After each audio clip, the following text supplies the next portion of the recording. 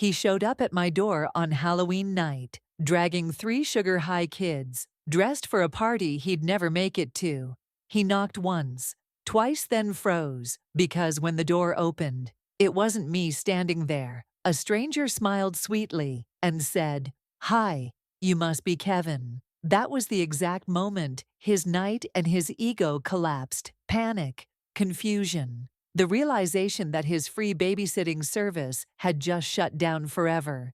And my name is Amber, and this is the story of how one Halloween night turned into 8 years of payback.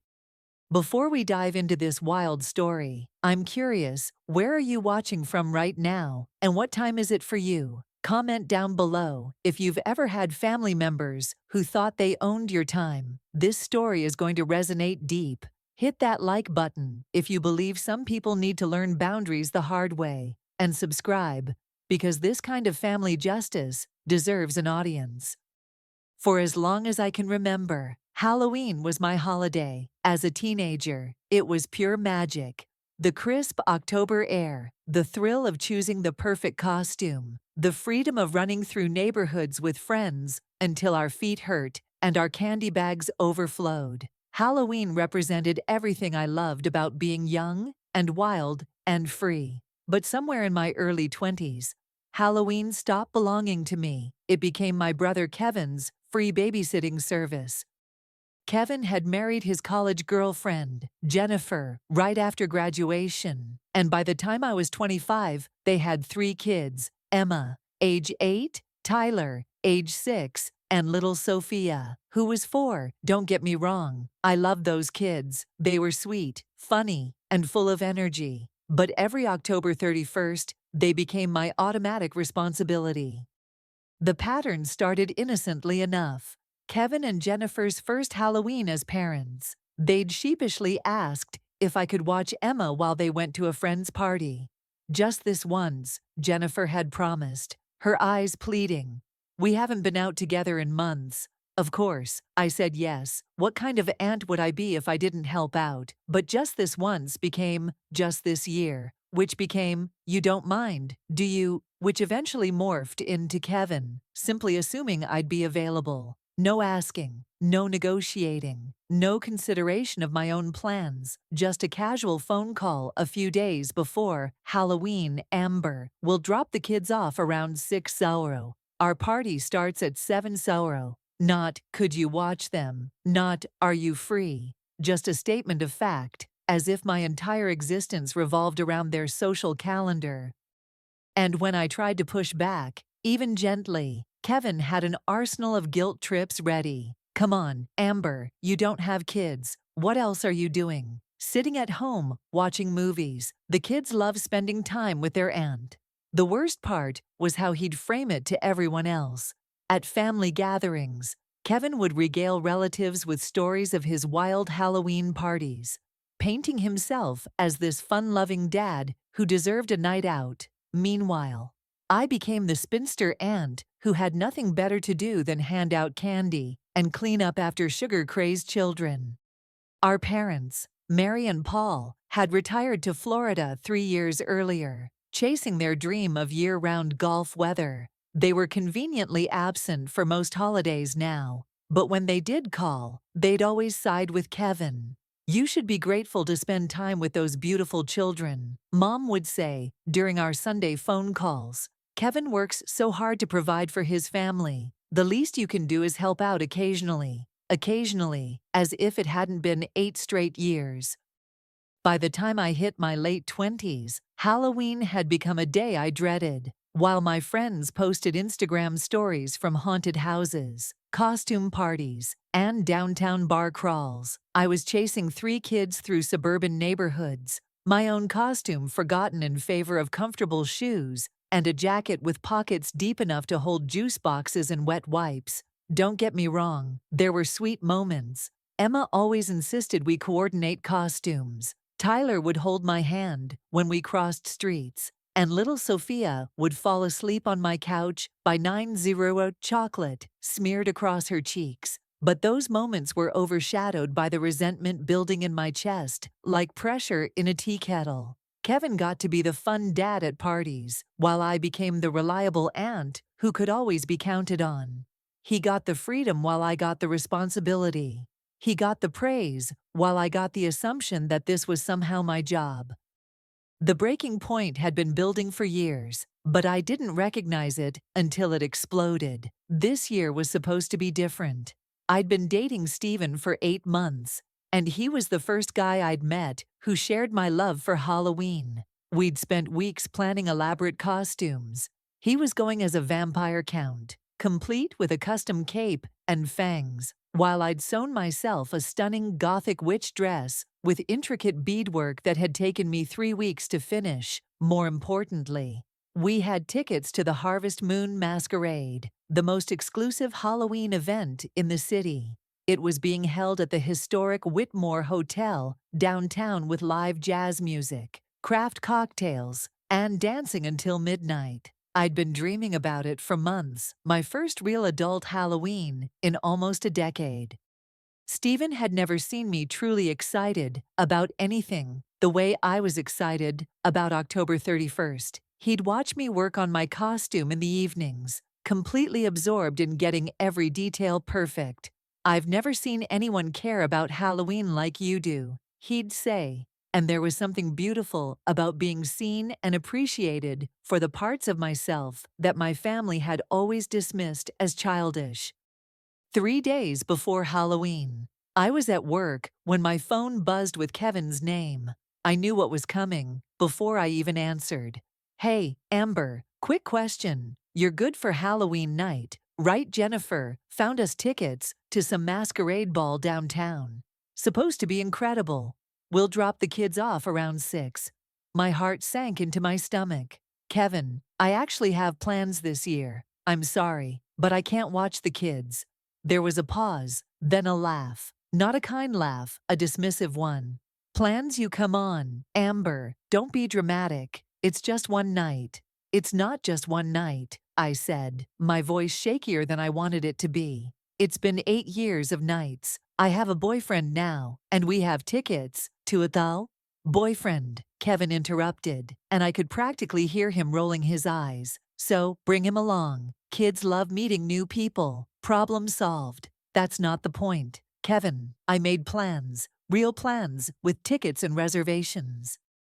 And look, Amber, I get that you think you're busy or whatever, but this is family.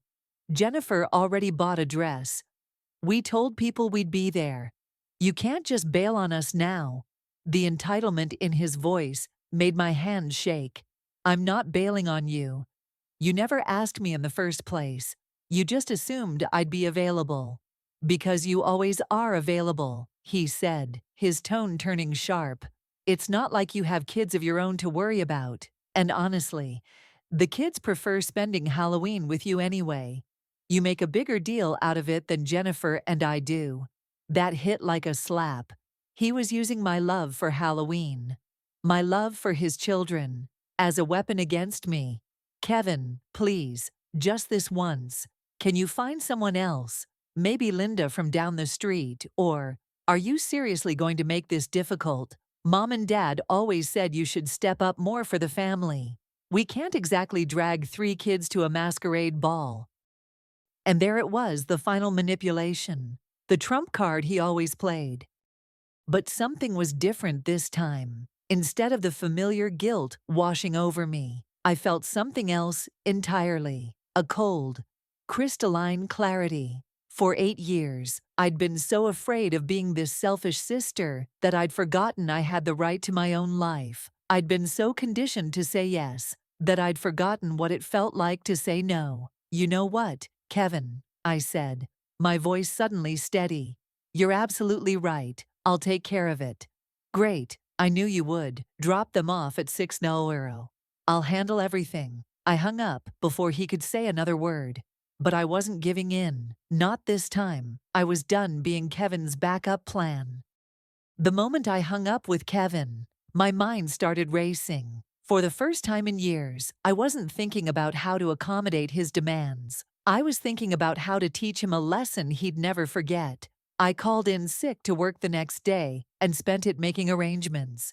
First, I reached out to Patricia, my coworker in accounting, whose daughter Susan was a college sophomore studying education. Patricia had mentioned that Susan was looking for babysitting gigs to earn extra money. When I explained the situation, carefully leaving out the revenge aspect, Patricia was more than happy to help. Susan loves kids, and she could use the money. Patricia assured me. She's been babysitting since she was 14, and she's CPR certified. Your brother's children will be in great hands. I arranged to pay Susan $150 for the evening, more than generous for a few hours of work, but worth every penny for my peace of mind. We met at a coffee shop so I could give her my spare key and walk her through everything: where the kids' pajamas were, what snacks they liked, bedtimes, emergency numbers. Susan was enthusiastic and responsible, asking all the right questions and taking detailed notes. Just to be clear, I told her, my brother doesn't know you're coming. He thinks I'll be there when he arrives. Introduce yourself as the babysitter I hired. If he refuses to leave the kids with you, that's his choice. He can take them with him or cancel his plans. But under no circumstances should you feel pressured to take them if he says no. Susan nodded, her expression serious. Got it. And you'll be at that masquerade thing. That's the plan, I said, feeling giddy with anticipation. Next, I booked Stephen and me a hotel room downtown, just a few blocks from the Whitmore Hotel, where the masquerade was being held. We'd stay the night, order room service for breakfast, and make a whole romantic weekend out of it. I spent Halloween Day getting ready like it was my wedding day. I took a long bath with lavender oils, did my makeup with painstaking precision, and carefully arranged my hair in an elaborate updo that complemented my witch costume. When I slipped into the gothic dress I'd spent weeks perfecting, I barely recognized myself in the mirror. I looked powerful. I looked free. Stephen picked me up at 400, his vampire costume, making him look dangerously handsome. You look incredible, he breathed when he saw me.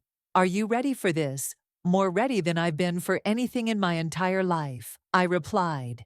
We drove downtown, checked into our hotel, and had dinner at a romantic little bistro before heading to the masquerade. With every passing hour, my phone stayed blissfully silent.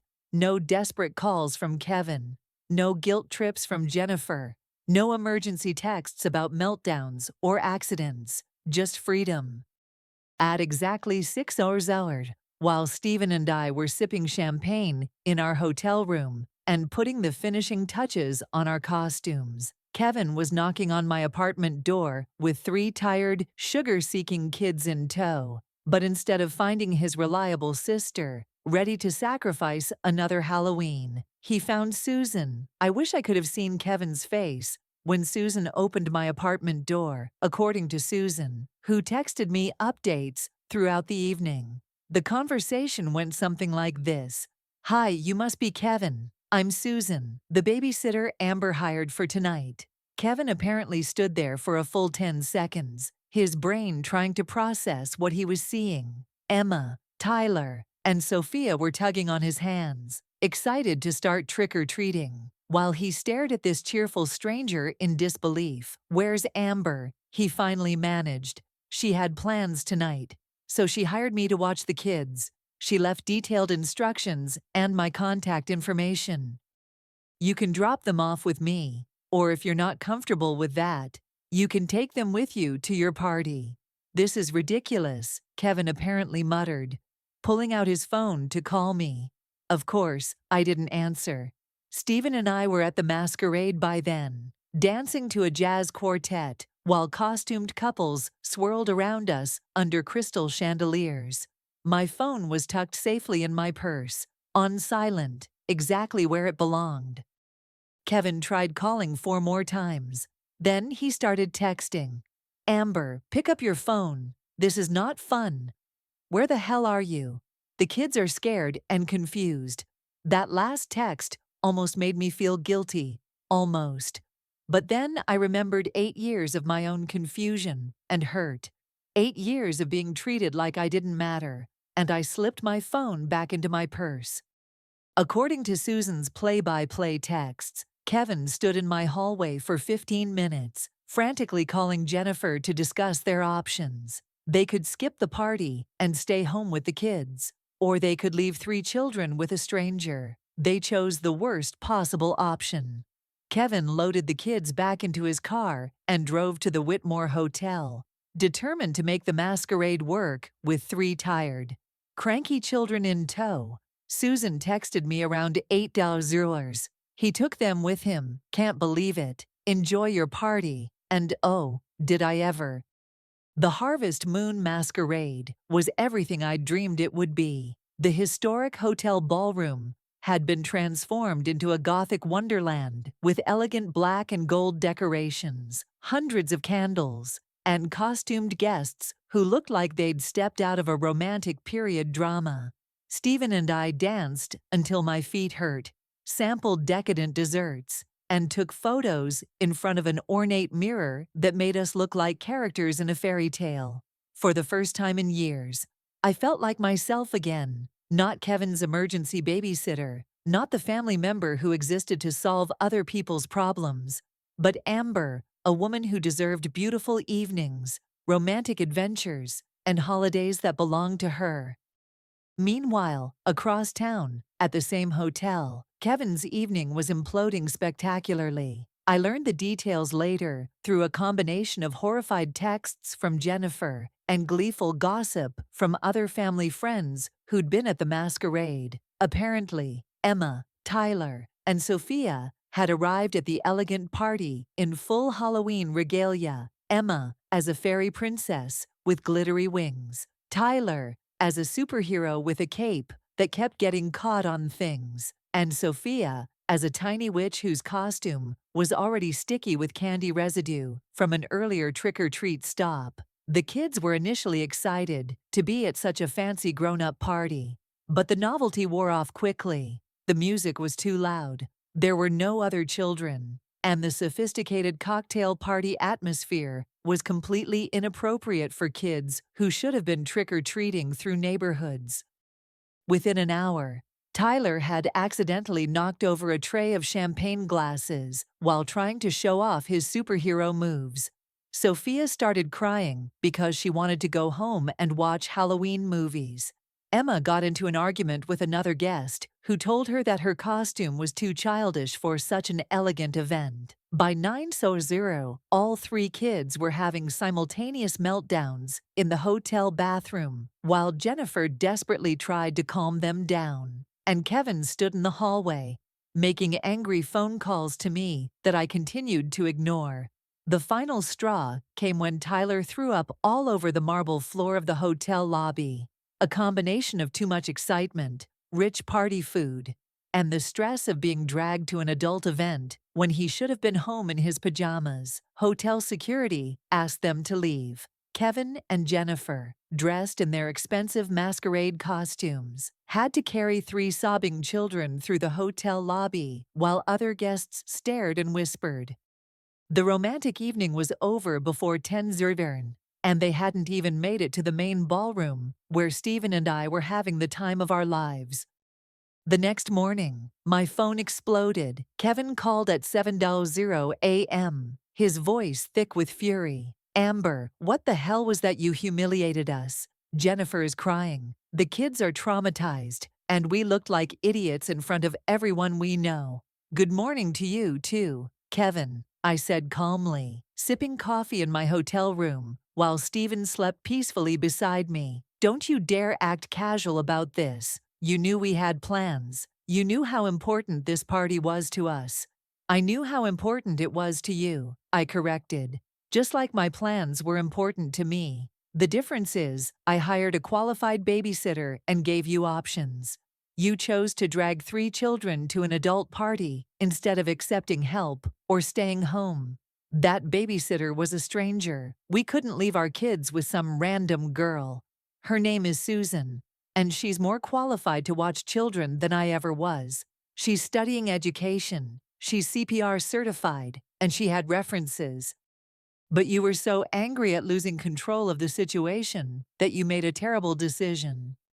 Jennifer apparently grabbed the phone at that point. Amber, how could you do this to family? We trusted you. You trusted that I'd always say yes. I replied. You trusted that my time wasn't valuable, that my plans didn't matter, that I existed solely to solve your problems. That trust was misplaced. The conversation devolved into shouting, with Kevin calling me selfish and Jennifer crying about their ruined evening. But for the first time in 8 years, their guilt trips bounced off me like raindrops. Mom called from Florida that afternoon, her voice tight with disapproval. Amber, Kevin told us what happened. I'm very disappointed in you. I'm disappointed too, I said. I'm disappointed that it took me 8 years to stand up for myself. Those children needed you, and you abandoned them. Those children have 2 parents who chose to drag them to an inappropriate venue instead of staying home or accepting the childcare I'd arranged. Kevin's poor planning doesn't constitute an emergency on my part. For once in my life, Mom didn't have a comeback.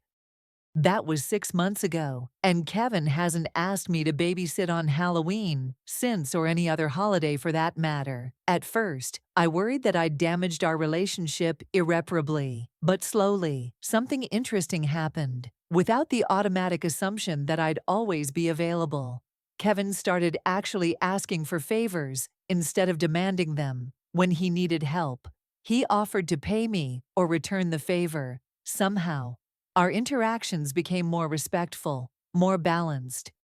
Jennifer told me later that the whole experience had been a wake-up call for them. They'd realized how much they'd been taking advantage of my kindness, and how their own children had suffered because of their poor decision-making that night. This Halloween, Stephen and I are hosting our own party. We've invited friends, decorated our apartment with elaborate Halloween displays, and planned costume contests and horror movie marathons. For the first time in almost a decade, October 31st belongs to me again. Kevin and Jennifer are staying home with their kids this year, taking them trick-or-treating through their own neighborhood, and then settling in for a family movie night. Emma sent me a photo of their carved pumpkins with a text that said, "We miss having Halloween with Aunt Amber, but Mom and Dad are learning to make it fun, too." That message meant more to me than any apology Kevin could have offered.